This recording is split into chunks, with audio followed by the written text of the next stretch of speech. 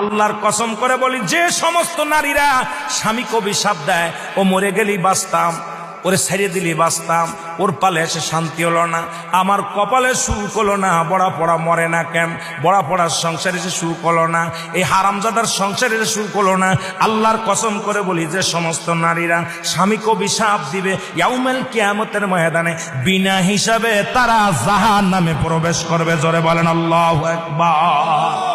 আমার মারা যারা মাইকের আওয়াজ শোনেন, শুনে নেন,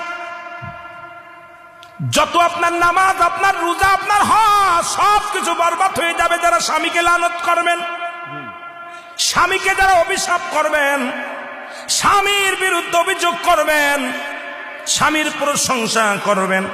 আল্লাহর দরবারে আপনি নেকি পাবেন, আল্লাহর দরবারে নফল বন্দেগী পাবেন।